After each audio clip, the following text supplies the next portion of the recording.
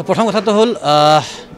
আমি দেশৰ নাগৰিক প্ৰথমতে তাৰপিছত কোনোবাই চিনেমা কৰোঁ কোনোবাই ডক্টৰ কোনোবাই খেতি কৰে এইটো বেলেগ কথা কিন্তু প্ৰথমতে আমি এখন দেশৰ নাগৰিক আৰু দেশ এখনৰ যেতিয়া সংকট আহে তেতিয়া সেইখিনি সময়ত আমি দেশৰ সকলো মানুহে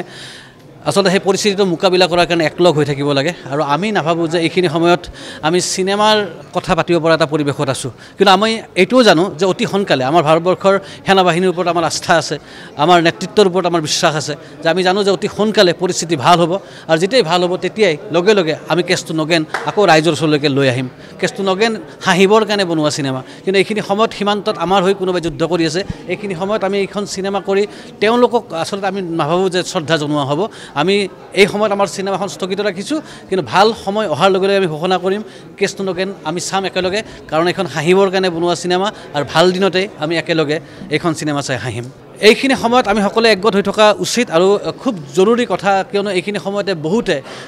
বিভিন্ন ধৰণৰ উৰা বাতৰি আচলতে বিয়পায় পৰিস্থিতি সীমান্তত যি হৈ আছে সেয়া অতি ভয়াৱহ পৰিস্থিতি গতিকে তেনেকুৱা সময়ত আৰু উৰা বাতৰি ওলাই আমাৰ সাধাৰণ মানুহক আচলতে পেনিক কৰাৰ বা বেছি ভয় খোৱাৰ আচলতে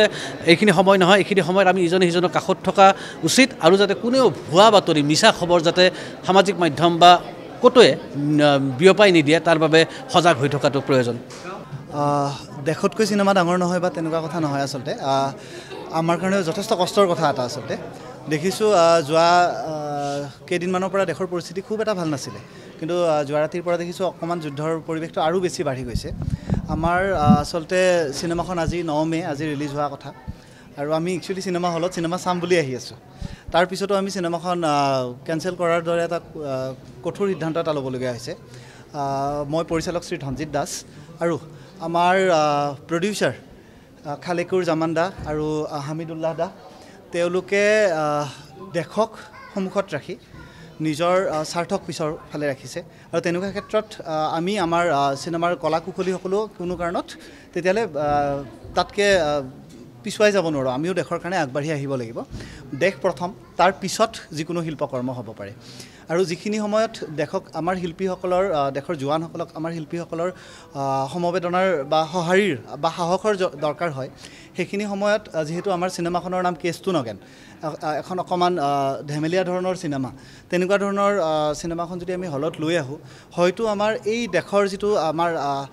সাহস বা আমাৰ দেশৰ জোৱানসকলে যিখিনি কষ্টৰে আমাৰ দেশৰ কাৰণে যুঁজি আছে সেইখিনিক চাগে আমি কোনোবা জেগাত অকণমান তাচ্ছিল্য কৰা হ'বও পাৰে বুলি আমাৰ প্ৰডিউচাৰ খালেকুৰ জামান দাই অনুভৱ কৰিলে আৰু সেইটো কথা আমাৰ লগত যেতিয়া শ্বেয়াৰ কৰিছে আমিও আটাই সহমত আমি এই ক্ষেত্ৰত সহমত এইকাৰণেই কাৰণ আমাৰ চিনেমাখন ৰাইজে চোৱাটো আমি আটাইয়ে বিচাৰোঁ কিন্তু আমি এইটো কথাও জানো যে আমাৰ চিনেমাখন যিকোনো সময়ত আমি ৰাইজৰ ওচৰলৈকে লৈ আহিব পাৰিম কিন্তু দেশৰ এই পৰিস্থিতিত ৰাইজে নিশ্চয়কৈ আমাৰ দেশৰ সৈনিকসকলৰ লগত থকাটো প্ৰয়োজনীয় গতিকে সেই সিদ্ধান্তটো লৈ আমি আজিৰ কাৰণে আমাৰ চিনেমাখন স্থগিত ৰাখিছোঁ আজিৰ দিনটোৰ সকলোখিনি শ্ব' আমি কেঞ্চেল কৰিছোঁ আৰু ইয়াৰ পৰা গৈয়ে আমি বিভিন্ন আলোচনাত মিলিত হ'ম আমি গোটেইখিনি আৰু হয়তো আমি ইয়াক সম্পূৰ্ণভাৱে স্থগিত কৰি পেলাব পাৰোঁ আজি 9 মে'ত চিনেমাখন ৰিলিজ হোৱা কথা আছিলে আৰু আমি বৰ্তমানৰ কাৰণে অস্থায়ীভাৱে আমি চিনেমাখন স্থগিত ৰখা বুলি আমাৰ তৰফৰ পৰা ঘোষণা কৰিছোঁ ইয়াৰ মাধ্যমেদি কিন্তু আমি ৰাইজক আহ্বান জনাম যে কেছটো নগেন হৈয়ে থাকিব দেশৰ পৰিস্থিতি ভাল হ'বই হ'ব আমাৰ দেশৰ বীৰ জোৱানসকলৰ ওপৰত আমাৰ বিশ্বাস আছে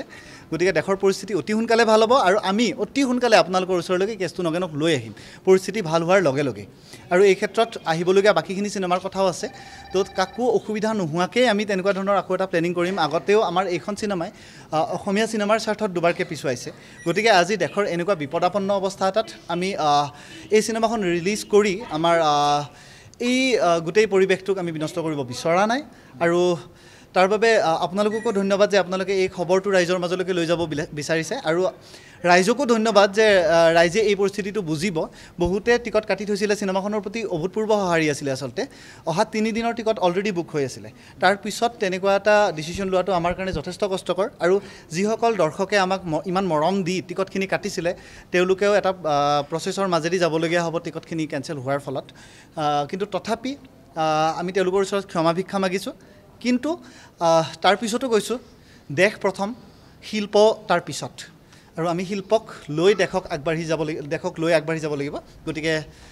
আপোনালোককো ধন্যবাদ আৰু ৰাইজকো ধন্যবাদ এতিয়া ক'ব গ'লে এতিয়া বহুত বেয়া অৱস্থা চলি আছে আমাৰ এইখন দেশৰ আৰু ইফালে সেনাবাহিনীসকলক মই মানে হেৰি কৰি ৰেচপেক্ট কৰি কৈছোঁ আৰু তেওঁলোকৰ কাৰণে আমাৰ এই কেছটো নগেনখন অলপমান পিছুৱাই দিয়া হৈছে আৰু লগতে এই আমাৰখিনি যিটো এতিয়া হেৰিত চলি আছে সেইটো কাৰণে আপোনাৰ পিছত মানে আমি সেইটো মানে ৰিলিজ কৰিম বুলি ভাবিছোঁ আৰু দেশৰ পৰিস্থিতি যেতিয়া আমাৰ ভাল হ'ব তেতিয়া আমি ৰিলিজ কৰিম বুলি ভাবিছোঁ তো এতিয়া মানে সেইটো পৰিস্থিতি নহয়